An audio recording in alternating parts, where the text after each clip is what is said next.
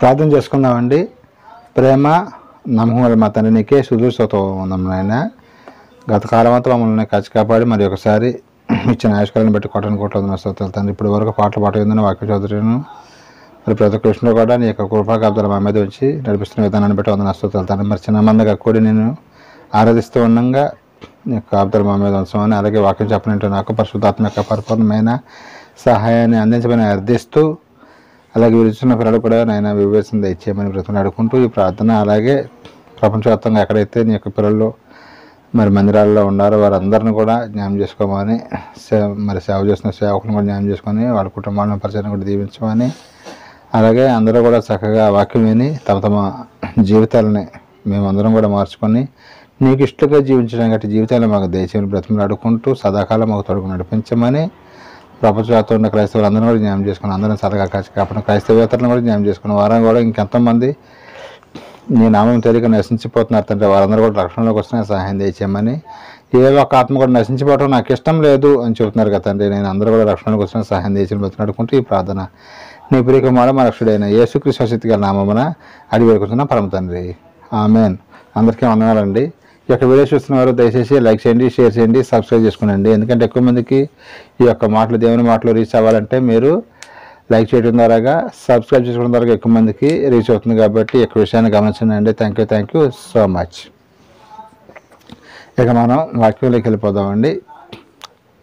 ఈరోజు పాఠం ఏంటంటే అలంకరణ దేవుని రాజ్యానికి ఆటంకమా. అలంకరించుకోవటం అనేది దేవుని రాజ్యానికి ఆటంకం ఏమైనా ఉందా? పరలోక రాజ్యానికి వెళ్లకుండా ఉండటానికి ఈ అలంకరణ అనేది ఏమైనా అడ్డుపడుతుందా అనే అంశం అండి. ప్రతి ఒక్కరు కూడా మరి జాగ్రత్తగా విని తెలుసుకోవాలండి. చాలామంది సేవకులు ఒకలాగా చెబుతున్నారు, మరి దేవుడు ఒకలాగా చెబుతున్నాడు. మనం ఎవరి మాట వినాలండి? సేవకుల మాట వినాలా, దేవుడి మాట వినాలా? అంటే దేవుని మాట వినాలి. ఎందుకంటే దేవుడి కన్నా జ్ఞానవంతులు ఎవరూ లేరు కాబట్టి. సేవకులైతే వాళ్ళ యొక్క సొంత అభిప్రాయాలని ప్రజల మీద లేదా క్రైస్తవుల మీద లేదా సంఘాల మీద రుద్ది ఎన్నో కుటుంబాలను పాడు చేస్తున్నారు అని మరి బైబిలే చెబుతుందండి. నేను చెప్పే మాట కదా అది ఎక్కడ ఉంది ఏంటి అనేది మనం ఒక్కొక్కటి ఈ పాఠంలో అన్నీ తెలుసుకుందామండి. అసలు ఈ యొక్క అలంకరణ అనేది దేవుని రాజ్యానికి వెళ్ళటానికి ఏమన్నా అడ్డుబండగా ఉందా? పాపం అయితే అడ్డుబండగా ఉందని చెబుతుంది. కానీ మరి చాలామంది అలంకరణ కూడా ఆటంకమని చెబుతున్నారు. యేసుక్రీస్తు ఎవరైతే భూమి మీదకి వచ్చింది దేనికోసం అండి? మనుషుల యొక్క రూపాలు మార్చడానికే, లేకపోతే ఆత్మలు మార్చడానికి వచ్చాడు ఆయన? అంటే ఆత్మను రక్షించడానికే వచ్చారు ఆయన. నువ్వు చీర కట్టుకోకపోతే ఇలా చీర కట్టుకోవాలి, లేకపోతే పూలు తీసేసేయాలి, లేకపోతే తాళిబట్టు తీసేసి పక్కన పెట్టేసేయాలి అని ఇలాంటి బోధలు ఎక్కడా కూడా యేసుక్రీస్తు వారైతే చేసినట్టుగా మనకు తెలియదు, మనం చూడలేం బైబిల్లో. ఎందుకంటే ఆయన అలాంటివి పట్టించుకోడు కాబట్టి. కానీ చాలామంది సేవకులు ఏం చేస్తున్నారంటే ఈ రోజుల్లో వాటి మీద ఎక్కువ ప్రసంగాలు చేస్తున్నారండి. మరి అది నిజమా ఒట్టిదే? అసలు ఏంటి? బొట్టు పెట్టుకోవటం కానీ, గాజులు వేసుకోవటం కానీ, పూలు పెట్టుకోవటం కానీ ఇవన్నీ కూడా మనుషులు పరలోక రాజ్యానికి వెళ్ళడానికి ఆటంకం ఏమైనా ఉందా? అసలు దేవుడు ఏం చెబుతున్నాడు అనే విషయాన్ని మనం తెలుసుకుందామండి. బైబిల్లో విషయాలు మరి పౌలు గారు అయితే చాలా స్ట్రాంగ్గా, ఆయన యొక్క పత్రికలు ఎలా ఉంటాయి అంటే చాలా టఫ్గా ఉంటాయండి. ఇంకో విషయం అంటే ఆయన రాసిన పత్రికలే కాదు, బైబిల్ కూడా మనకి ఈనాడు పేపర్ కానీ, లేకపోతే ఇంకో పేపర్ కానీ, లేకపోతే ఇంకో పుస్తకం కానీ ఈజీగా అర్థమవుతుంది. కానీ బైబిల్ అంత సులువుగా అర్థం కాదండి. అలా అర్థం కాకపోవటం వలనే ఈ రోజున క్రైస్తవ్యం ఎన్నో ముక్కలుగా అయిపోయిందని చెప్పుకోవచ్చు. అందరి దగ్గర ఉంది ఇదే బైబిల్ అండి, లేకపోతే వేరే బైబిల్ ఉంటుంది వాళ్ళకి ఏమన్నా? అందరి దగ్గర ఇదే. మరి అందరూ ఒక వచనాన్ని తీసుకొచ్చి దీనికి అర్థం చెప్పయ్యా అంటే అదే చెబుతారా, లేకపోతే ఒక్కొక్కరు చెబుతారా? ఒక్కొక్కరు ఒక్కొక్క రకంగా చెబుతూ ఉంటారు. మరి ఎందుకు అపార్థం చేసుకున్నారంటే వాళ్ళకి ఈ యొక్క వాక్యం అనేది అర్థం కాకపోవటం వలన, ఈ యొక్క వాక్యం అర్థం కాకపోవటం వల్ల వాళ్ళకి ఇష్టం వచ్చినట్టుగా, వాళ్ళకి తోచినట్టుగా చెప్పుకుంటూ వస్తున్నారు. కానీ మరి దేవుడు ఏం చెబుతున్నాడు ఏంటంటే, పేతురు గారే అంటున్నాడు, పౌలు గారి పత్రికలు చాలా టఫ్గా ఉంటాయి, అసలు ఆయన రాసిన పత్రికలు నాకే అర్థం కాలేదన్నట్టుగా మాట్లాడుతున్నాడు ఆయన పేతురు గారు.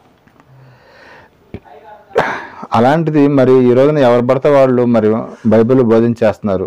ట్రైనింగ్ తీసుకోకుండా బైబిల్ ట్రైనింగ్ తీసుకోకుండా ఎవరు పడితే వాళ్ళు బోధిస్తే ఏమైతే తప్పులు చెప్పారనుకోండి, అదే ఆ తప్పు అనేది ఆ సంఘాల మీదకి వెళ్ళిపోద్ది అనమాట.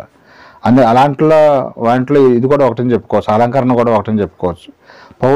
పేతురు గారు ఏం చెబుతున్నారో మనం బైబిల్లోకి వెళ్ళి చూడగలిగితే, పేతురు గారు రాసిన 2వ పత్రిక 3:16 ఒక్కసారి చదవండి. ఆయన బైబిల్ గురించి బాగా సింపుల్గా అర్థమైంది అన్నాడా, బాగా కష్టంగా ఉంది అన్నాడు పేతురు గారు. యేసుప్రభు పక్కపట్టకుండా ఆయన ఏమన్నాడు చూడండి. పేతురు గారు రాసిన 2వ పత్రిక 3:16.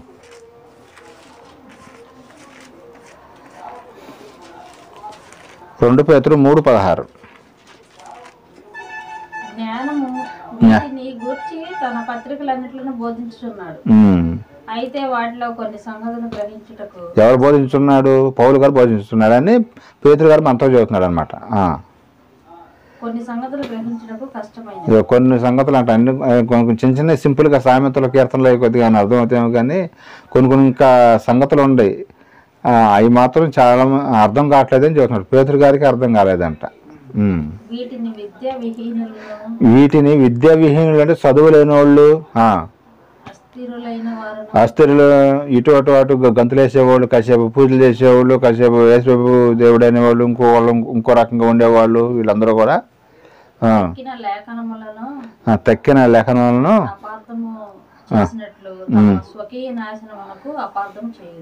అది తమ సొంత నాశనానికే ఇలాంటి కొన్ని విషయాలు అపార్థం చేసుకున్నారు. బైబిల్లో ఒకటే చెబుతుంటే వీళ్ళు ఇంకోటి చెబుతున్నారంట, దాని వక్రంగా చెబుతున్నారంట. ఎందుకని వాళ్ళకి అర్థం కాక, తెలియక అర్థం కావట్లేదు వాళ్ళకి. విద్యా విహీనులు అంటే చదువులేని వాళ్ళకి బైబిల్ అనేది అసలు అర్థం కాదు. బైబిల్ చదవటమే చేత కానీ దాంట్లో ఉన్న సారాన్ని ఏం బయట తీయగలుగుతాడండి అని పేతురు గారు అన్నారు. నేననే మాటలు కాదండి, వాళ్ళు కొంతమంది ఏమో కొన్ని వ్యక్తిగతంగా చెప్పినట్టుగా అనిపిస్తూ ఉంటుంది. కొంతమంది యొక్క ఈ పాఠం యూట్యూబ్లో రికార్డ్ చేస్తున్నాం కాబట్టి కొంతమంది ఏమనుకుంటారు, మాకు చదువులేదు కాబట్టి ఇక మాకు అర్థం కాదా అనుకుంటారు. కానీ కొన్ని అర్థం అవుతాయండి.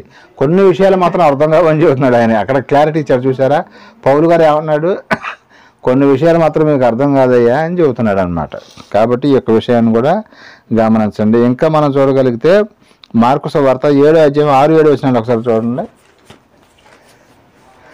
దేవుడు పై రూపాన్ని చూస్తున్నాడు, ఏ రూపాన్ని చూస్తున్నాడు, అసలు ఏంటి విషయం అనేది ఇప్పుడు గాజులు, బొట్టు అని వీటి గురించి చెప్పుకుంటున్నాం కదా. మార్కు సువార్త 7:6-7.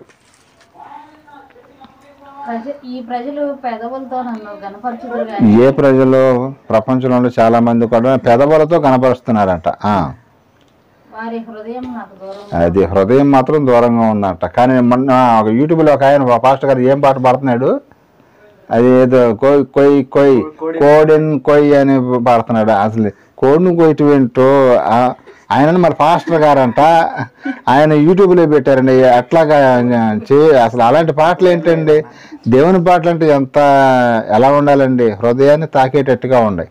కానీ ఆయన పెదాలతో పాడుతున్నాడు, కానీ దాన్ని కొయ్ కోడిన్ కొయ్ అని పాడుతున్నాడు పాట. ఇలాంటి పాటలు పాడొచ్చండి అసలు మందిరంలో? అసలు దానికి అర్థం లేకుండా మాట్లాడే పాట మొత్తం విన్నా కనుక ఇంత ముక్క కూడా అర్థం కాలేదు నాకు. ఇది అందుకని అలాంటి వాళ్ళకి చెబుతున్నాడు ఈయన. ఇప్పుడు చదవండి. హృదయం దూరంగా ఉంది కానీ కాదు, పబ్లిసిటీ కోసం కోట్లు వేసుకొని కళ్ళజోళ్ళు పెట్టుకొని సినిమా యాక్టర్ లాగా వచ్చి కొయ్యి అన్నారు. అది మానవులు కల్పించిన పద్ధతులే కానీ అసలు దేవుడు మాత్రం అవి చెప్పట్లేదు. అయ్యా మీ స్వయంగా మాత్రం చేయమాకండి అని దేవుడు ఎప్పుడు కూడా హృదయాన్ని మాత్రమే చూస్తున్నాడు, స్వయంగా మాత్రం ఒప్పుకోవట్లేదు అని అర్థం కావాలి మనకి. మీకు అర్థం. ఇప్పుడు వాళ్ళు మొదలు పెడతారు నైట్ మొదలుపెట్టి 24వ తారీఖు నైట్ మొదలుపెట్టి 1:00-2:00-3:00 దాకా కూడా ఆరాధన చేస్తూనే ఉంటారు. అందుకనే వ్యర్థముగా ఆరాధిస్తున్నారు. ఎంతసేపు ఆరాధన చేసినా అది అంతకంటే వేస్టే, పనికిరాని ఆరాధన అన్నాడు ఆయన.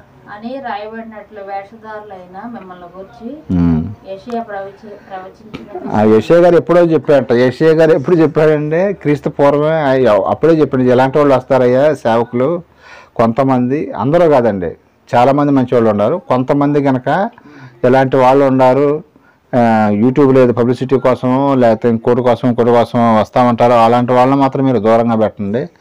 ఎందుకంటే వాక్యం ఉన్నది ఉన్నట్టుగా ఖచ్చితంగా చెప్తే వాళ్ళ మాత్రమే మీరు నమ్మండి. గాజులు వేసుకోకూడదు, బొట్టు పెట్టుకోకూడదు, ఇలాంటి పిచ్చి పిచ్చి మాటలు చెబుతూ ఉంటారు. ఇలాంటి మీరు నమ్మొద్దు. ఇప్పుడు సపోజు మన భారతదేశం ఎలాంటి సాంప్రదాయం ఉంటుందండి చెప్పండి. భారతదేశంలో ఎక్కువ శాతం స్త్రీలు ఏం కట్టుకుంటారు? మరి బొట్టు పెట్టుకుంటారా? గాజులు వేసుకుంటారా? మరి అలాంటిది ఇక్కడికి వచ్చేవారికి ఈ భారతదేశం గురించి రాయించాడు ఇక్కడ దేవుడు వాక్యాలు. ప్రపంచంలో అందరి గురించి ఒక్కొక్క దేశంలో ఒక్కొక్క సాంప్రదాయం ఉంటుంది. మరి కొంతమంది కొన్ని సంఘాల్లోకి వెళ్తే వాళ్ళు ఆడవాళ్ళకి బొట్టు ఉండదు. ఎందుకు బొట్టు తీసేస్తున్నారు చెప్పండి? తీసేయమని ఎక్కడన్నా బైబిల్లో ఉందా? బొట్టు తీసేవని కానీ గాజులు తీసేవని కానీ. అలంకరణ ఎక్కువ వద్దు అన్నాడు. అలంకరణ ఏంటి? అది సాంప్రదాయం. ఇప్పుడు సపోజ్ ఒక ఆమె బాగా వాక్యం విని దేవుడు అంటే ఇష్టపడి ఆమె బాప్తిస్మం తీసుకోవడానికి సిద్ధమైంది. అసలు ఆమె ఎక్కడి నుంచి వచ్చింది? హిందువుల కుటుంబంలో నుంచి వచ్చింది. ఇది హిందువుల గురించి చెప్పే మాట అండి. మన క్రైస్తవులు అంటే బొట్టు పెట్టుకున్నా పర్వాలేదు. హిందూ కుటుంబంలోంచి వచ్చిన ఒక స్త్రీ బాప్తిస్మం తీసుకోవడానికి వచ్చింది ఒక పాస్టర్ గారి దగ్గరికి. ఆయన ఏమన్నాడంటే, అమ్మ నువ్వు ఇప్పటి నుంచి బొట్టు పెట్టుకోకూడదు, గాజులు వేసుకోకూడదు, తెల్ల సీరే కట్టుకొని మొండమోపుదానిలాగా ఉండాలి, మొగుడు చచ్చిపోయిన దానిలాగా. ఎందుకంటే ప్రభువుకు మనకి ఎట్లా ఉంటానే ఇష్టమని చెబుతున్నాడు. కానీ బైబిల్ అది లేదు. అలాంటి వాళ్ళకే బుద్ధి కలగటానికి ఈ యొక్క పాఠం అని చెప్పేవరకే సరే ఇక దేవుడి మీద ప్రేమతో ఏం చేసింది, బాప్తిస్మం తీసుకొని ఇంటికి వెళ్ళిన తర్వాత ఆమెకి ఎలాంటి డైలాగులు వస్తుంది అంటే, తాళ తీసేసింది, బొట్టు తీసేసింది, గాజులు తీసేసింది, తెల్లజర కట్టుకొని ఇంటికి పోయింది. అసలు ఇది ఎప్పుడు చేస్తారండి మన భారతదేశంలో ఈ కార్యక్రమం అనేది చెప్పండి? భర్త చనిపోయినప్పుడు, మొండ మోసినప్పుడు అని చెప్పుకోవచ్చు. మొండ మోసినప్పుడు ఇలాంటి క్రియలు చేస్తారు. కానీ ఈ ఇంటికి వెళ్ళిన తర్వాత అత్త మామ ఉంటారు ఇంట్లో. అత్త మామ భర్త కూడా ఇష్టం లేదు ఈ గాజులు తీసేయటం కానీ బొట్టు తీసేయటం కానీ ఆయనకి ఇష్టం లేదు. నువ్వు గనక గాజులు వేసుకొని బొట్టు పెట్టుకొని మెడలో తాడేసుకుంటేనే నువ్వు నా ఇంట్లో ఉండు, లేకపోతే నువ్వు వెళ్ళిపోవటమే అని అత్తమామలు కూడా ఏమన్నారు? చుట్టుపక్కల వాళ్ళందరూ చూసి, ఏంటి నిన్నటిదాకా బాగానే ఉందాక మీ కాళ్ళు ఇవ్వాలి ఏంటి, మీ అబ్బాయి బతికే ఉన్నాడుగా, మొనమోసినట్టు అవన్నీ తీసేసింది ఏంటి అని అడుగుతున్నారంట. అప్పుడు ఆమె ఏం సమాధానం చెప్పిద్ది వాళ్ళకి? అసలు ఇలాంటి పరిస్థితుల్లో పాస్టర్ గారు ఏం చెప్పాలి? ఏం కాదులేమ్మా, గాజుల దేవనం పై రూపమే కదా, బొట్టు దేవనం పెట్టుకోమని చెప్పాలి. కానీ కొంతమంది నువ్వు నీ భర్తనైనా వదిలేసే కానీ నువ్వు మాత్రం పెట్టుకోవడానికి వీల్లేదని గట్టిగా చెప్పాడని కూడా ఆమె ఇప్పుడు ఏం చేయాలి? భర్త వదిలేసేస్తాడు, నువ్వు వద్దు నాకు వద్దు, ఎందుకు నేను బతుకున్నాగానే మొత్తం తీసి బారినోకి తిరుగుతుంది ఇటు మనమోపు దానిలాగా. అప్పుడు ఏం చేయాలని చెప్పండి? భర్తను వదిలేసేయాలా? లేకపోతే ప్రభువులో కంటిన్యూ చర్చికి వెళ్తేనే ఆ పాస్టర్ గారు ఒప్పుకోడు. ఈ గాజులు ఇవన్నీ కనుక వేసుకొని వెళ్తే ఆయన ఒప్పుకోడు. ఇక్కడేమో భర్త ఒప్పుకోడు. ఇప్పుడు ఏం చేయాలి ఆమె?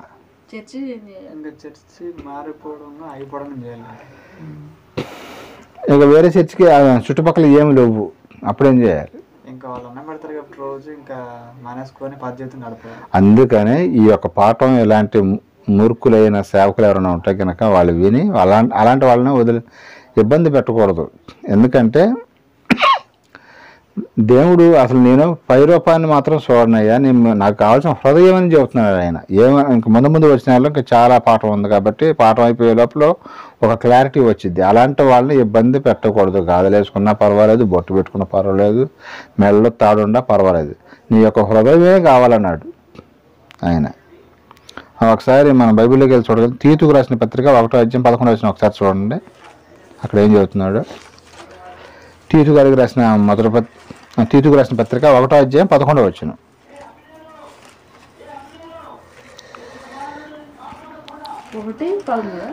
ఒకటి 11. తీతుకు రాసిన పత్రిక 1:11. వారి నోళ్ళు మూయించవలెను, అట్టివారు ఉపదేశించకూడని వాటిని ఉపదేశిస్తున్నారు. ఎలాంటి వాళ్ళంట? ఈ దుర్లాభం కొరకు ఉపదేశించుచు కుటుంబాలను పాడు చేస్తున్నారు. ఇది సంఘాలను కట్టండి అని చెప్తుంది. వీళ్ళేం చేస్తున్నారు? కుటుంబాలను పాడు చేస్తున్నారు. నువ్వు బట్టు పెట్టుకోకూడదు, గాజులు వేసుకోకూడదు, మనబోపు దానిలాగా ఉండాలి అని. ఇలాంటి వాళ్ళని నోరు మూపియాలంట. ఎలాంటి వారిని? ఇలాంటి సేవకులు ఎవరైనా, పాస్టర్స్ ఎవరైనా ఉంటే కనుక అలాంటి వాళ్ళు నోరు మూపియండి మీరు అంటున్నాడు. ఎలాంటి మూపియాల్సిందే తప్పదు. ఎందుకంటే మరి కుటుంబాలే పాడైపోతుంది. ఇప్పుడు రేపు పొద్దున దేవుడి మీద ఇష్టంతో చర్చికి వెళ్ళింది అనుకున్నాం, భర్తను వదిలేసేస్తే రేపు పొద్దున పరిస్థితి ఏంటి? ఆమె పరిస్థితి సపోజ్ ఇద్దరు పిల్లలు ఉండాలనుకుందాం, ఇంకా ఇద్దరు ఆడపిల్లలు అనుకోండి, ఆమె పరిస్థితి ఏంటి చెప్పండి? భర్తలు పట్టించుకోడు, ఏం పనికి వెళ్ళలేదు, వీళ్ళిద్దరిని పోషించాలి, స్కూల్కి పంపించాలి, ఫుడ్ ముందు స్కూల్ సంగతి తర్వాత ముందు ఫుడ్ పెట్టాలిగా, మార్చిద్దా వాళ్ళని. అందుకనే ఇలాంటి వాళ్ళని నోరు మూపిండి, ఇలాంటి సేవకులు ఎవరైనా ఉంటే కనుక మీరు బొట్టు తీసేయండి, గాజులు తీసేయండి అంటే కనుక కుటుంబాలే పాడైపోతున్నాయి అని చెబుతున్నాడు అనమాట. అది జాగ్రత్తగా దగ్గర పెట్టుకొని ఉండండి అని దేవుడు వార్నింగ్ ఇవ్వటం జరుగుతుంది అనమాట. బొట్టు, తాళి, గాజులు, ఇంకా మరి కొంతమంది ముగ్గు కూడా వేయొద్దంటారు. 2 మంది అది ముగ్గు ఎందుకు వేస్తారంటే కళ్ళాపి జల్లి ముగ్గు ఎందుకు వేస్తారు తెలుసా మీకు? సైంటిఫిక్గా అప్పట్లో అక్కడ ఉండే ఏమైనా బ్యాక్టీరియా క్రిములు ఏమైనా ఉంటే చనిపోతాయి అని చెప్పేసి ముగ్గులు కూడా ఎందుకు వేస్తారంటే బ్యాక్టీరియా లోపలికి రాకుండా, రోగాలు రాకుండా ఉండటానికి పెద్దవాళ్ళు చెప్పారు. కొంతమంది అది పూజలు చేసేవాళ్ళు పని కాదు, పూజలకు సంబంధం లేదండి. ఇది సైంటిఫిక్గా ఇది కల్లాపి జల్లుకుని పేడతో కల్లాపి జల్లి ఏదో రంగులు కెమికల్స్తో జల్లుతున్నారు, అది వేస్ట్. అది వెళ్ళిన వాడు చల్లిపోయిన ఒకటే. పేడ శుభ్రంగా ఊడ్చుకొని ఇంటి ముందు కల్లాపి జల్లి ముగ్గులు పెట్టుకోవడం చాలా ఆరోగ్యానికి మంచిది. ఎందుకంటే కుటుంబంలో చిన్నపిల్లలు ఉంటారు, పెద్దవాళ్ళు ఉంటారు, వృద్ధులు ఉంటారు. వాళ్ళ యొక్క ఆరోగ్యం పాడవకుండా ఉండాలని, బ్యాక్టీరియా లోపలికి రాకుండా ఉండాలని పెద్దవాళ్ళు ఆలోచించి ఆ యొక్క పద్ధతిని తీసుకొస్తారు. మీరు క్రైస్తవులు కాదు, క్రైస్తవులు అయితే ముగ్గులు ఎందుకు వేస్తారని ఇది కూడా వాదన పెట్టుకునే వాళ్ళు ఉన్నారండి. ఇలాంటి వాళ్ళు అందరూ నోరు మోపియండి అని దేవుడు చెప్పడం జరుగుతుంది.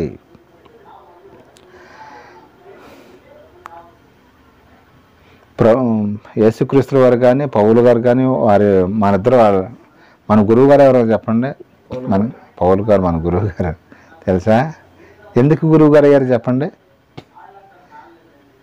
ఎందుకనంటే మనం అన్యులం కాబట్టి. అన్యులు అంటే విగ్రహారాధన దేశం మనది. మనం ఇశ్రాయేల్ దేశంలో పుట్టామా? ఎవరైతే పూజలు చేసి ముందు తర్వాత క్రైస్తవంలోకి వస్తారు వాళ్ళందరూ గురువు గారు ఎవరంటే పౌలు గారు అన్నమాట. పౌలు గారు విగ్రహారాధన చేసిన వాళ్ళని ఎక్కువ మార్చాడు ఆయన, తెలుసా బైబిల్లో. అలాగే యేసుక్రీస్తు వారు కూడా, వీళ్ళిద్దరూ కూడా మనకి గురువు గారు. వాళ్ళు చెప్పినట్టుగా మనం చేయాలి కాబట్టి ప్రతి ఒక్కరూ కూడా. మరి ఇంకో విషయం, ముస్లిమ్స్ బొట్టు పెట్టుకుంటారండి. మరి వాళ్ళ క్రైస్తవుల ముస్లిమ్స్ అక్కడ బొట్టు పెట్టుకొని చూశారు మీరు? ముస్లిమ్స్ కూడా బొట్టు పెట్టుకోరు. ఇంకో విషయం ఏంటంటే అమెరికా వాళ్ళు బొట్టు పెట్టుకుంటారండి, జల్లు వేసుకుంటారా? మగవాళ్ళగా కటింగ్లు వేయించుకొని తిరుగుతూ ఉంటారు. ప్లస్ వాళ్ళు బొట్టు పెట్టుకోవటం కానీ మెళ్ళ తాడు కానీ ఏం ఉండదు వాళ్ళకి. అది వాళ్ళ సాంప్రదాయం. అలాగని చెప్పేసి మనం బలవంతంగా రుద్దాం అనుకోండి, వాళ్ళ మీద తాళ్ళు వేసుకోవటం అవన్నీ చేస్తారండి వాళ్ళు? చేయరు. వాళ్ళ సాంప్రదాయం అది. కానీ మన వాళ్ళ మీద బలవంతంగా రుద్దుతున్నారు కొంతమంది సేవకులు. ఏంటంటే మీరు ఇట్లా గనక చేస్తానే పరలోక రాజ్యానికి వస్తారు, లేకపోతే రారు అంటారు. కానీ దేవుడు మాత్రం అది ఎక్కడా కూడా నువ్వు జల్లు వేసుకున్నంత మాత్రాన పరలోక రాజ్యానికి రావు, ఇంకా చీర కట్టుకున్నంత మాత్రాన పరలోక రాజ్యానికి రావు అనే మాట ఎక్కడా కూడా దేవుడు బైబిల్లో రాయించలేదు. ఇంకో విషయం ఏంటంటే ఆత్మయే జీవింపజేయుచున్నది, శరీరం కేవలం నిష్ప్రయోజనం. తీసుకెళ్ళి మనం చనిపోయిన తర్వాత ఎక్కడ పడేస్తారండి? శరీరాన్ని తీసుకెళ్ళి ఒక బాక్సులో పెట్టి భద్రంగా తీసుకెళ్ళి మట్టిలో పడేస్తారు, అది కుళ్ళిపోద్ది. అలాంటి దానికోసం దేవుడు పట్టించుకుంటాడండి? పైన పౌడర్ రాసుకోకూడదు, లేకపోతే కొంతమంది పౌడర్ కూడా రాసుకోకూడదు అంటారు. వాళ్ళ ఇష్టం, రాసుకుంటే అంటే రాసుకోవాలని బలవంతం ఏం లేదండి, ఎవరిష్టం వాళ్ళది. గాజులైనా సరే గట్టిగా ఖచ్చితంగా వేసుకోవాలని రూల్ ఏం లేదు, వాళ్ళ ఇష్టం. వేసుకుంటారు, లేకపోతే లేదు. బొట్టైనా అంతే. కానీ ఈ యొక్క బోధలు మాత్రం చేయకూడదు. అలాంటి బోధల వల్ల ఏమవుతుంటే కుటుంబాలను పాడు చేస్తున్నారంట. ఇంత మనం చూసాం కదా, తీతు గారు పత్రికలు ఏమని రాశాడు పౌలు గారు? తీతు గారికి ఉత్తరం రాస్తూ పౌలు గారు రాసిన పత్రికే అది. ఆయన ఏమనండి, కుటుంబాలను పాడు చేస్తున్నారు, ఇలాంటి వాళ్ళకు కొంచెం దూరంగా ఉండండి అయ్యా అని ఆయనే చెబుతున్నాడు. మరి ఆత్మీయ జీవింపజేస్తున్నది ఆ మాట ఉంది కదండి బైబిల్లో, ఎక్కడుందో మనం చూద్దాం. యోహాను గారు పత్రిక 6వ అధ్యాయం 63వ వచనం ఒకసారి చూడండి. ఆత్మ ముఖ్యం అంటున్నాడా, శరీరం ముఖ్యం అంటున్నాడా? ఈ యొక్క వచనాలను బట్టి మనకు కొంత క్లారిటీ రావాలి. యోహాను పత్రిక యోహాను సువార్త 6:63.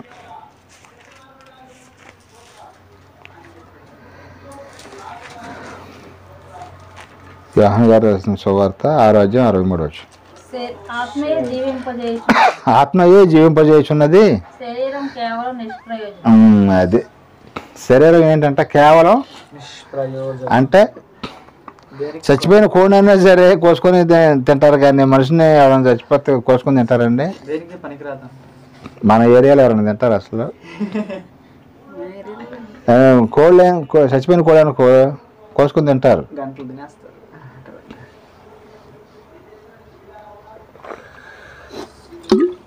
మనిషికి కావాల్సింది శరీర రక్షణ, ఆత్మరక్షణ అని చెబుతుంది బైబిల్. ఆత్మరక్షణ. ఆత్మరక్షణ. కోర్టు కూడా ఆత్మరక్షణ అంటారు. అది యేసుక్రీస్తు వారు చెబుతున్నారు అనమాట. యోహాను సువార్తలో ఏం చెబుతుందంటే ఆత్మయే జీవింపజేసే, మనల్ని ఆత్మయే జీవింపజేసేది. ఈ శరీరం ఏమీ లేదు.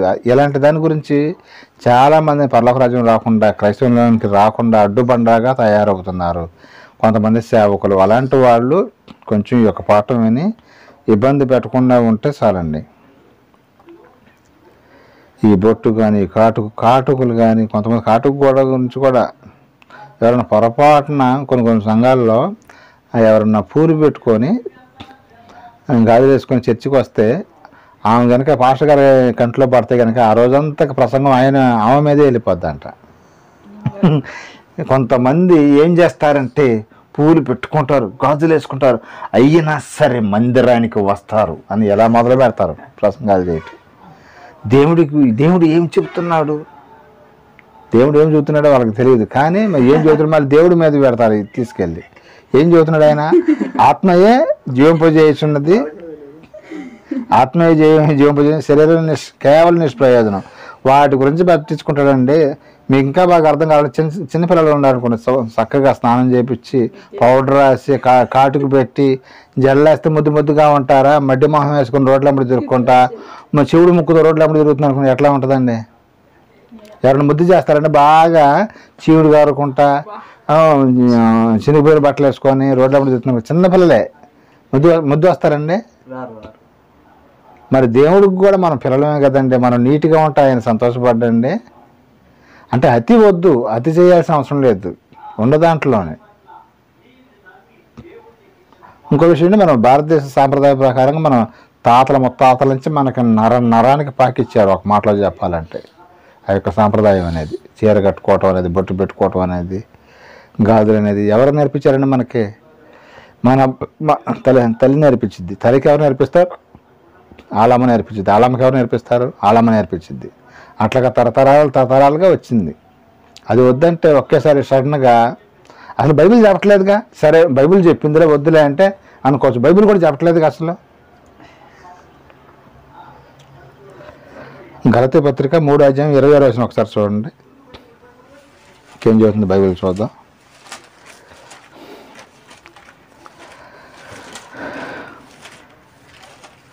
గలతీ పత్రిక 3:26. 3:26.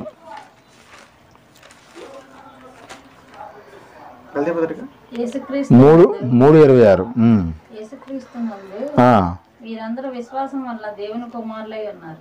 27 కూడా. క్రీస్తులోనికి బాప్తిసం పొందిన మీరందరూ క్రీస్తుని ధరించుకొని ఉన్నారు. క్రీస్తులోనికి వచ్చిన చాలు. క్రీస్తులోనికి వచ్చిన మనం ఎవరు ధరించుకున్నామంట? క్రీస్తును. అసలు ధరించుకోకపోతే మనం పరలోక రాజ్యానికి వెళ్ళమని చెబుతుంటే, ధరించుకోవటం అంటే ఒక రకంగా ఇంకో అర్థం కూడా వస్తుంది. ఏంటంటే అలంకరించుకోవటం. ధరించుకోవటం అని అలంకరించుకోవడం ఒకటేనా? ఒకటే. మరి మన క్రీస్తునే మీద వేసుకోవడం కాదు, ధరించుకోవటం అంటే యేసుక్రీస్తుల వారిని మీద వేసుకోవటం కాదు, మనం ధరించుకుంటున్నాం అన్నమాట. యేసుక్రీస్తులను ధరించుకోవడం, బట్టలు అయితే ఒంటి మీద కనిపిస్తూ ఉంటాయి కానీ యేసు ప్రభు కనబడతాడు మనకి? మరి మన యొక్క జీవితం, విశ్వాస జీవితమే మనకి ఇట్లాగా ధరించుకోవడంతో మొదలైతే మరి ఈ పూలు పెట్టుకోవటం కానీ, ఇలా కొంతమంది ఏమంటారంటే మల్లె పూలే పెట్టుకోవాలి, తెల్లటి పూలే పెట్టుకోవాలి, వైట్ అండ్ వైటే డ్రెస్సే వేసుకోవాలి, తెల్ల చీర కట్టుకొని రావాలి మందిరానికి అంటారు. తెల్ల చీర కట్టుకోవాలి కానీ, తెల్ల ప్యాంట్ వేసుకోవాలి కానీ, తెల్ల వస్త్రాలు వేసుకోవాలి కానీ బైబిల్లో ఎక్కడ ఉందా అంటే లేదండి. ఈ జీవించిన కాలంలో ఎలాంటి బట్టలైనా వేసుకోవచ్చు, తప్పేం లేదు.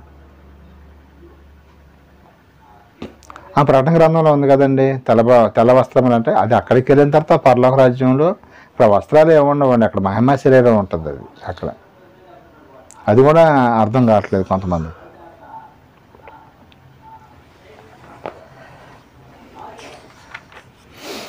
కాబట్టి స్త్రీలు బొట్టు పెట్టుకోవటం కానీ, పూలు పెట్టుకోవటం కానీ, చీర కట్టుకోవటం కానీ ఇవన్నీ తప్పని చెబుతుందా బైబిల్? పర్వాలేదు అంటుందా? పర్వాలేదు అంటారు బైబిల్ రెడీ. బైబిల్ అయితే పట్టించుకోదు. మరి కాళ్ళకి పసుపు రాసుకుంటారు, అది కూడా తప్పేనని కొంతమంది వాదిస్తూ ఉంటారు. కాళ్ళకి పసుపు ఎందుకు రాసుకుంటారు చెప్పండి? సైంటిఫిక్, అది కూడా బ్యాక్టీరియా ఒకటి చచ్చిపోతుంది కాబట్టి సైంటిఫిక్గా అది కూడా మంచిదే. అవును. లేడీస్ కాళ్ళకి పసుపు రాసుకుంటూ ఉంటారు కదా కొన్ని ఫంక్షన్లో. పని పడలేక పెట్టారనుకున్నారేంటి ఆ సిస్టమ్ అనేది? ఎందుకు పెట్టారంటే పొద్దున్నే లేస్తే స్త్రీలు పాపం ఎంతో పని చేస్తూ ఉంటారు, బట్టలు తొట్టం కానీ, అంటలు తోమటం కానీ, ఒక్కోసారి ఆ మురికిగా నీళ్ళల్లో కూడా వెళ్ళి అక్కడ పెట్టి నీళ్ళు పట్టేటప్పుడు కానీ, బొచ్చులు తవ్వేటప్పుడు కానీ అది మొత్తం బ్యాక్టీరియా కాళ్ళకి పట్టిద్ది. అలాంటప్పుడు ఏం చేయాలంటే ఈ యొక్క పసుపు రాసుకున్నప్పుడు ఆ యొక్క బ్యాక్టీరియా పెట్టినప్పుడు చచ్చిపోద్ది అనమాట. ఆరోగ్యంగా ఉండాలని ఇంట్లో ఆడవాళ్ళు ఆరోగ్యంగా ఉంటారని మగవాళ్ళు 3 పూట్ల తినగలుగుతారు ఆహారం అనేది. లేకపోతే వాళ్ళ మంచం మీద పడుకున్నారనుకోండి, వీళ్ళు మగవాళ్ళు వండుకొని తినగలుగుతారండి. అందుకనే మగవాళ్ళ ఆరోగ్యం కన్నా కూడా లేడీస్ యొక్క ఆరోగ్యం చాలా ముఖ్యం కుటుంబాల్లో. అందుకనే ఆ కాళ్ళకి పసుపు రాసుకు అది కూడా ఇక రకరకాలుగా ఎన్నో చెబుతూ ఉంటారండి. ఇవన్నీ కూడా ఇంక ఎన్నో అన్నీ కూడా దేవుడు చెప్పినవి కాదు. పసుపు రాసుకోవటం కానీ, బొట్టు పెట్టుకోవటం కానీ ఇవన్నీ కూడా, బొట్టు కూడా సైంటిఫిక్గా మంచిదేనండి. ఎట్లా పెట్టుకున్నప్పుడు ఏమైందంటే ఇక్కడ ఉన్న నరాలు మొత్తం కూడా కదిలి బ్లడ్ సర్క్యులేషన్ అనేది బాగా జరిగిద్ది, మంచి ఆరోగ్యంగా ఉంటారనమాట. ఇవన్నీ కూడా చెప్పాలండి, చాలామందికి తెలియదు కదా. తెలియని వాడికి తెలియదు. అవి చెప్పరు. బొట్టు వద్దు, తెల్లచీర కట్టుకోవాలి ఖచ్చితంగా. తెల్లచీర అనేది మన భారతదేశంలో ఎప్పుడు చేస్తారో మీరు చెప్పుకున్నాగా, మొన్న మోసినప్పుడు లేకపోతే భర్త చనిపోయినప్పుడు ఆ యొక్క బట్టలు వేసుకున్నారు. కానీ తెల్ల వస్త్రాలు వేసుకుంటేనే మీరు మందిరానికి రావాలని రూల్ అయితే ఎక్కడా లేదు, బైబిల్లో లేదు. మరి అలాంటిది ఇలాంటివి చెప్పి కుటుంబాలు పాడు చేయటం దేనికి? దేవుడి దగ్గరికి రానియొచ్చుగా. అలాంటి వారు ఎవరన్నా ఉంటే కనుక అశ్రద్ధ చేయకుండా అలాంటి వారిని కూడా దగ్గరికి తీసుకోండి, వాళ్ళని మనసు మారేటట్టు చేయండి. దేవుడు చెప్పేది అది.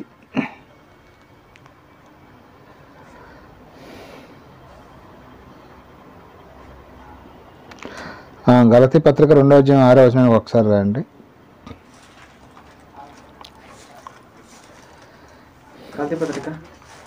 గలతీ పత్రిక 2వ అధ్యాయం 6వ వచనం.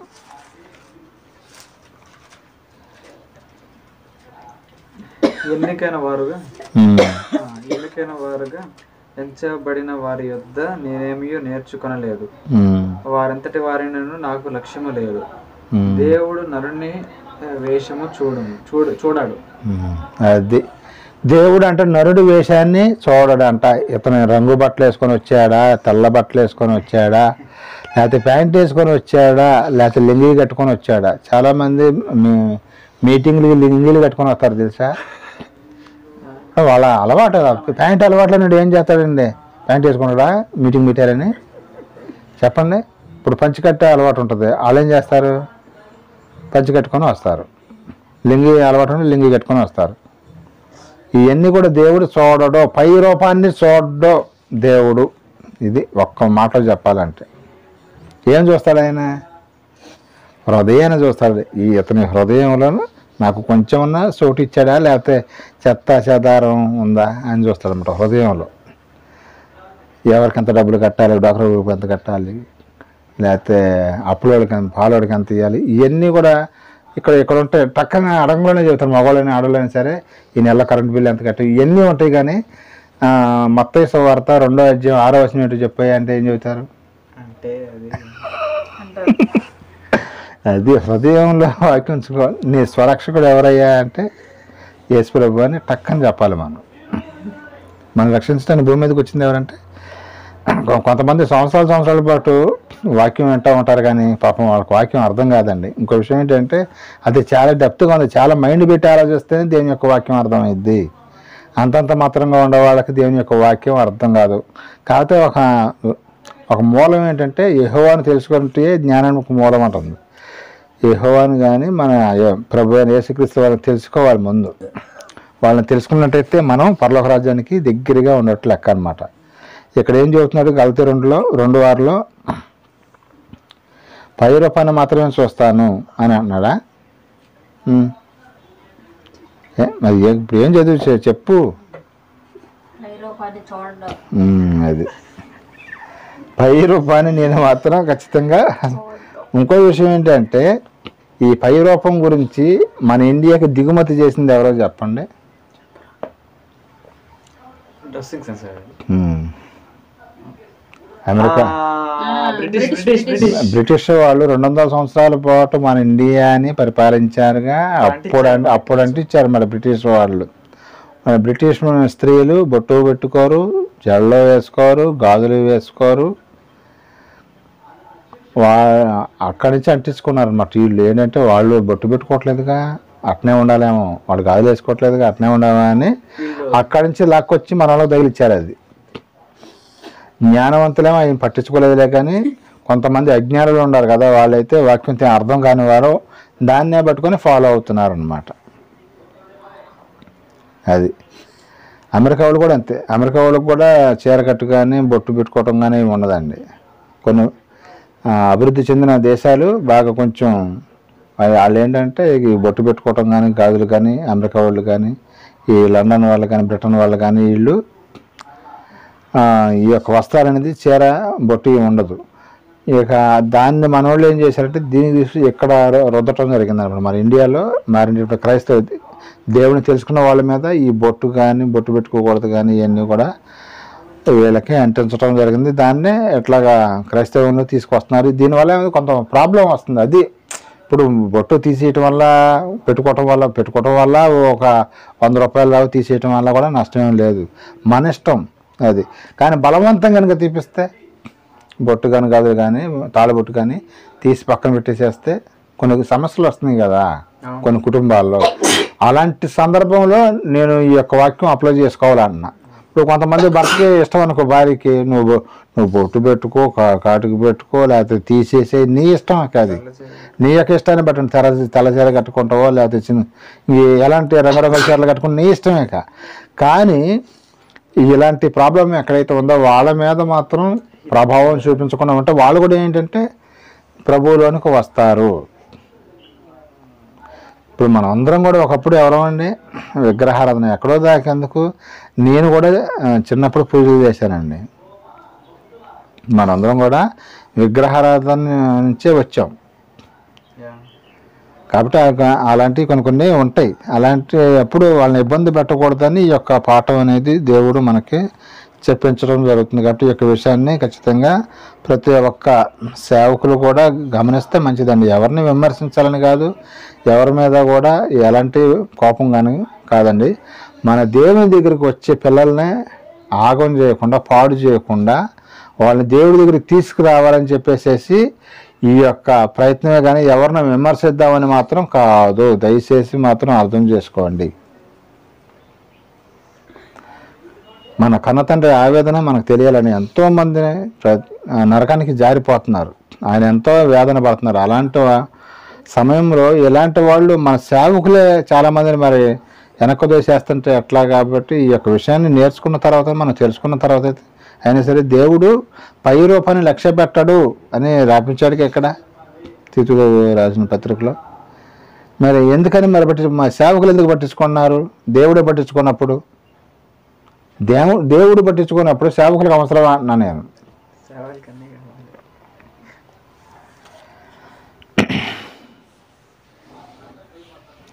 కాబట్టి ఈ యొక్క యూట్యూబ్ ద్వారా ఎవరైనా ఈ యొక్క మాటలు వింటే కనుక ప్రేమపూర్వకంగానే అర్థం చేసుకున్నాండి.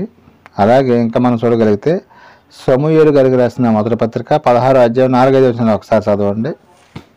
మొదటి సమూయేలు 16:4-5, 6-7 కూడా.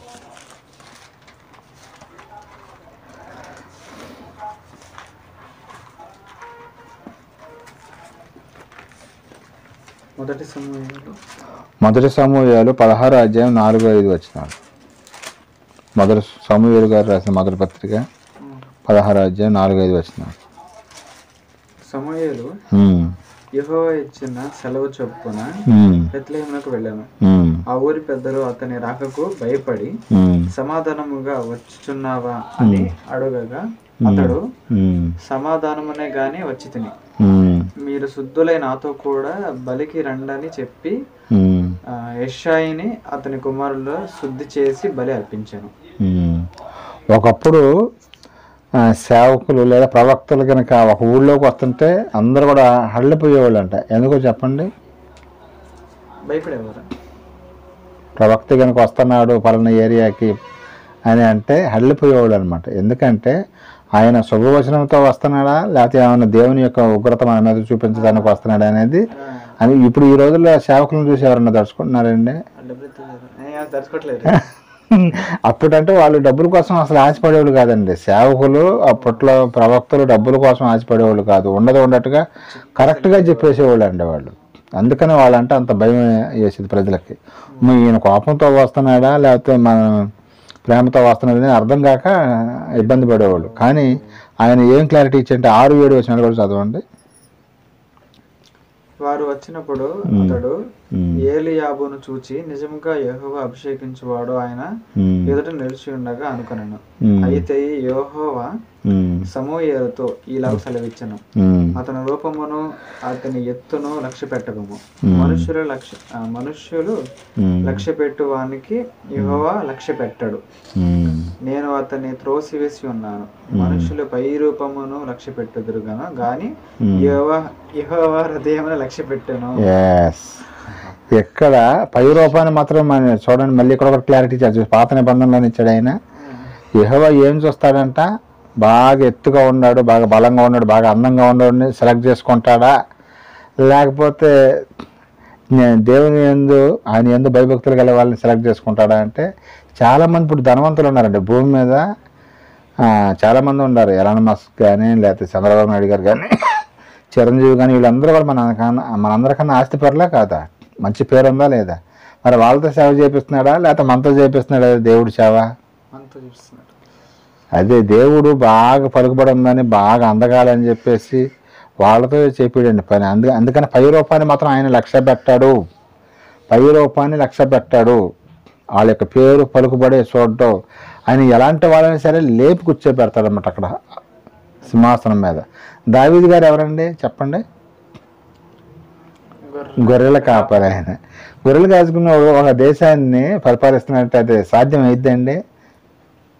మనలో ఎవరన్నా నెలకు 10,000 15,000 శాలరీ వచ్చే వ్యక్తి ఒక దేశానికి ముఖ్యమంత్రి కానీ ప్రధానమంత్రి కానీ అవటం అంటే మామూలు విషయమా?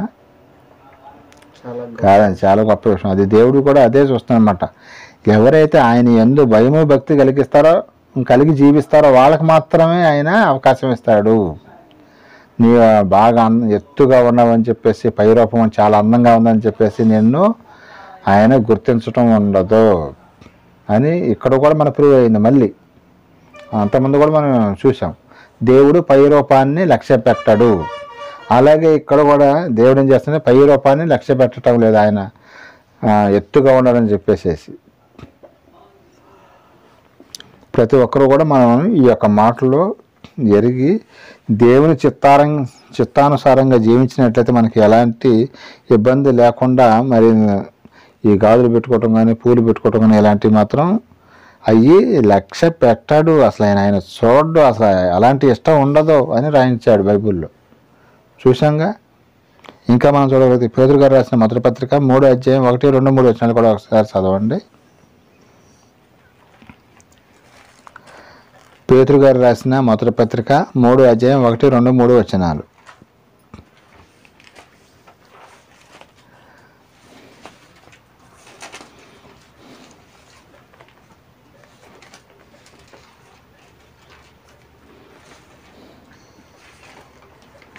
ఎన్నో అధ్యాయం? 1 పేతురు 3:1, 2, 3 వచ్చినారు. అటువలే స్త్రీలారా, మీరు మీ స్వపురుషులకు లోబడి ఉండదు.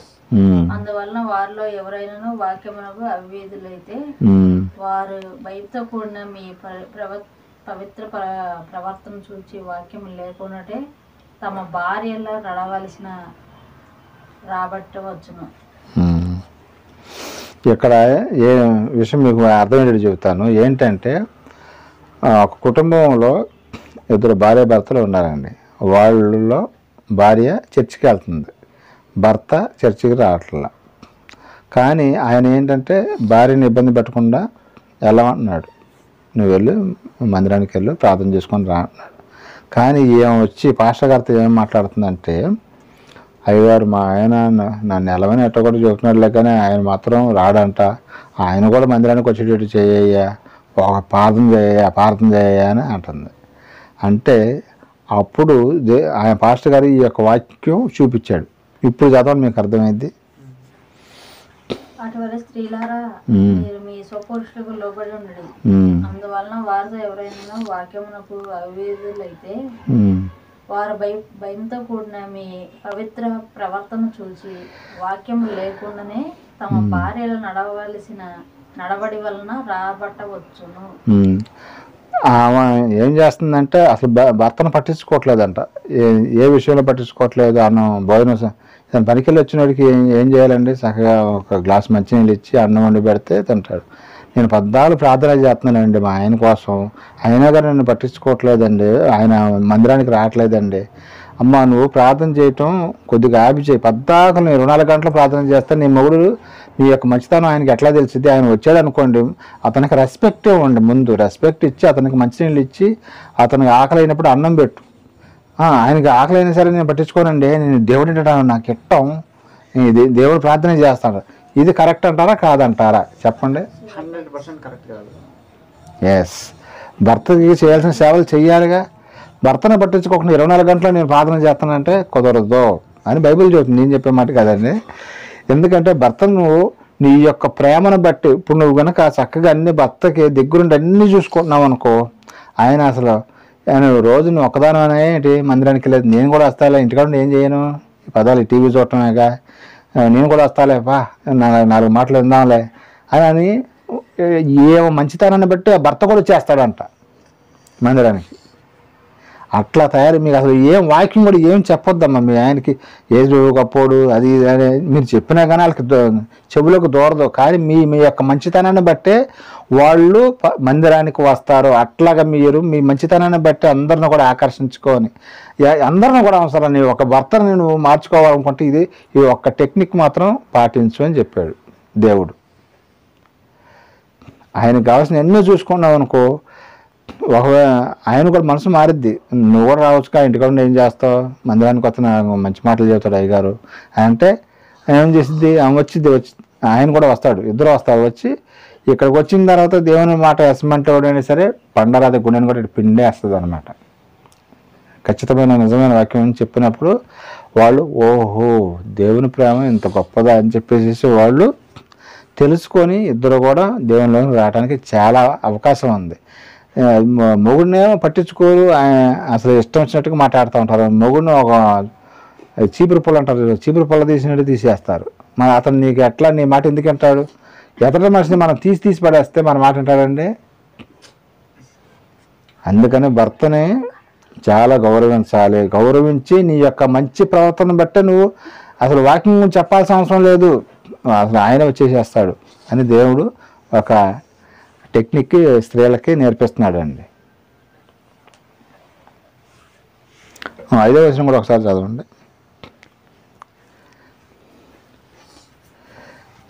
అక్కడే 1 పేతురు 3:5 వచనం. అటువలే పూర్వము దేవుని ఆశ్రయించిన పరిశుద్ధ స్త్రీలను స్వపురుషులకు లోపడి ఉండి చేత తమను తాము అలంకరించుకుని. ఇదండి అలంకరణ అంటే, ఇది దేవుణ్ణి అలంకరించుకోవాలండి. చాలామంది ఈ పూలు గాజులు ఓకే, కానీ కొంతమంది ఎగస్ట్రాలు కూడా చేస్తూ ఉంటారు. ఎగస్ట్రాలు మాత్రం చేయమాకండి, తగు మట్టుకు ఉండండి. పూర్వముందున్న స్త్రీలు ఏం చేశారంట, వాళ్ళు భర్తలకి లోబడి ఉన్నారంట. భర్త మాట వినకుండా భర్తని చిత్రహింసలు పెడుతుంటే ఎట్లా ఉంటుందండి? భర్తకు లోబడాలని చెబుతుంది బైబిల్. బైబిల్ చాలా సందర్భాల్లో ఈ యొక్క మాట చెప్పిందండి. భర్త చెప్పినట్టు కనుక వినకపోతే ఏమైందంటే కాపురాలు కూలిపోతాయి.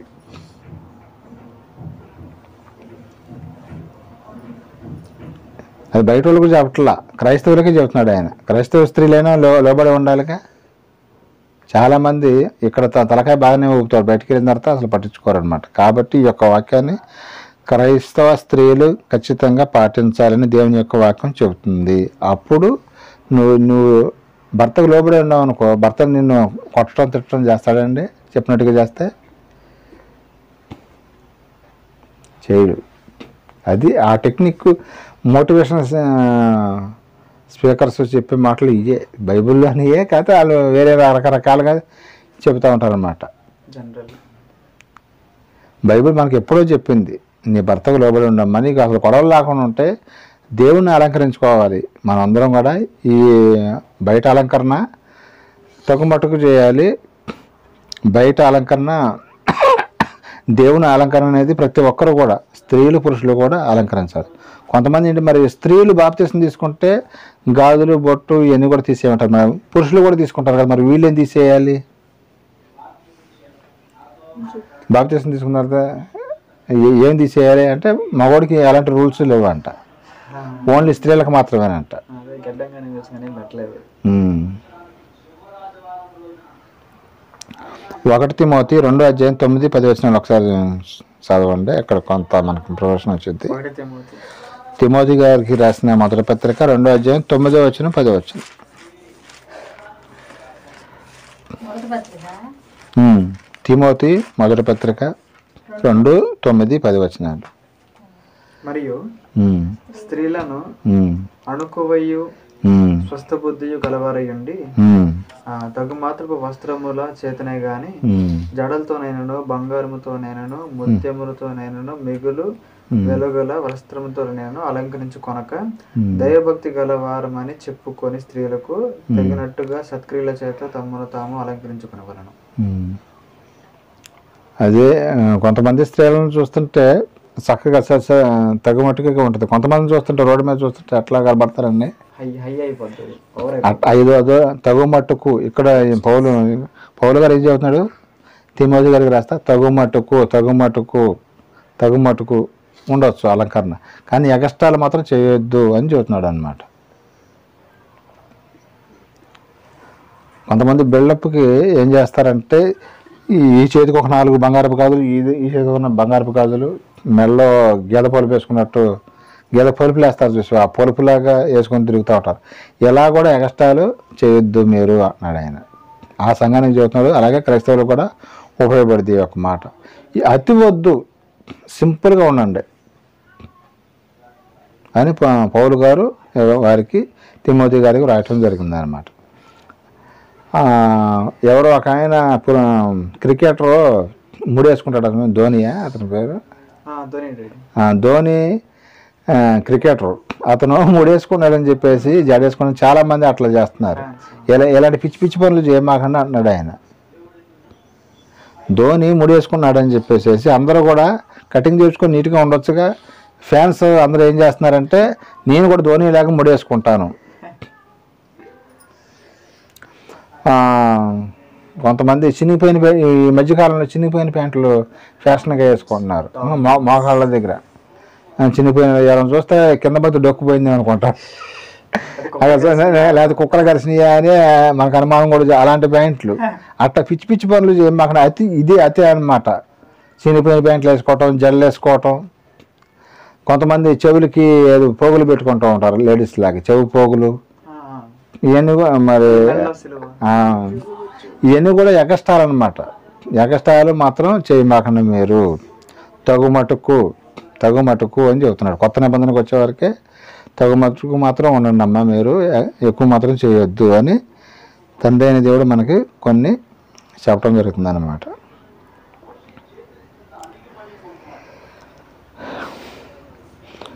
చివరిగా ఒక వచనం చూసుకొని మనం ముగింపు చేసుకుందామండి. అపోస్తుల కార్యము 15:24 ఒకసారి చూడండి. చివరి వచనం చివరిసారిగా అపోస్తుల కార్యము 15:24 తర్వాత 28 కూడా చదువుకుందాం.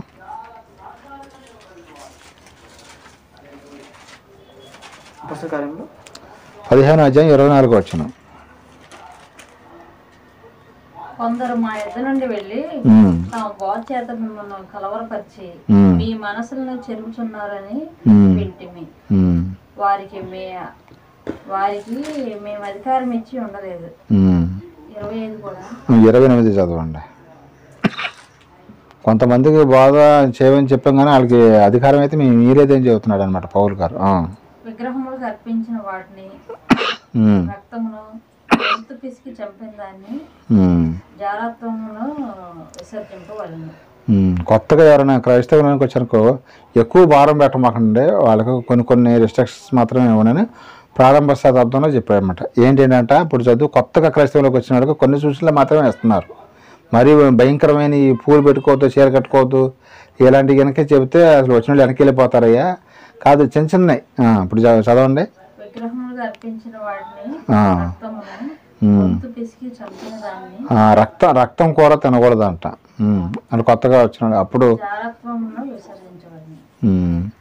ఇవన్నీ కూడా అప్పటికి పాత నిబంధన ఫోర్స్లో ఉందండి. వీళ్ళు చెప్పిన నాటికి పాత నిబంధన ఫోర్స్లో ఉంది కాబట్టి అప్పటికి కొత్త నిబంధన రాశారండి. అప్పటికి తర్వాత ఎప్పుడుకో క్రీస్తు శకం 100 సంవత్సరాల తర్వాత ఇవన్నీ కూడా వ్రాయబడింది అనమాట. అప్పట్లో కొత్తగా వచ్చిన వాళ్ళని ఇబ్బంది పెట్టమాకండి, మీరు ఈ విగ్రహాలకి అర్పించిన దాన్ని అది కోస్తారు కదా, ఆ రక్తం కూర ఏదో వండుతారు ఇది తినమాకండి. ఇంకా రక్తం కూర గొంతు పిసికిన దాన్ని తినమాకండి. కొన్ని చిన్న చిన్నవి పెట్టండి, కానీ మీరు చీర కట్టుకోవద్దు, బొట్టు పెట్టుకోకూడదు, ఇలాంటివి మాత్రం రిస్ట్రిక్షన్స్ పెట్టవద్దు, ఇబ్బంది పెట్టవద్దు. క్రైస్తవ సహోదరులు మాత్రం కొత్తగా క్రైస్తవంలోనికి వచ్చిన మాత్రం ఇబ్బంది పెట్టకూడదు. ఎవరైనా సరే, ఏ సేవకుడైనా సరే వాళ్ళు వచ్చిన వాళ్ళు రానియండి, విననియండి. ఒకవేళ కనుక మరి మనం చెప్పేది ఏంటంటే బొట్టు పెట్టుకోవాలా వద్దా అంటే మీ ఇష్టం అండి. ఇక్కడికి వచ్చేవారికే చివరిగా మన దగ్గరికి వచ్చేవారికి బొట్టు పెట్టుకోవాలా వద్దంటే అది స్త్రీల ఇష్టం. గాజు వేసుకోవద్దా లేదంటే మీ ఇష్టం. మెడలో తాడు వేసుకోవాలా లేదంటే అది మీ ఇష్టం. ఎవరు చెప్పాలంటే దేవుడు అంటే బాగా అర్థమైన వాళ్ళు ఇలాంటి మాటలు మాట్లాడతారు. కాబట్టి చివరిగా మనం చెప్పేది ఏంటంటే అలంకరణ అనేది దేవుని రాజ్యానికి ఆటంకం అంటే, అలంకరించుకోవటం దేవుని రాజ్యానికి ఆటంకమా అంటే ఆటంకం ఏం కాదండి. తగుమట్టుకు మాత్రం ధరించుకోవచ్చు.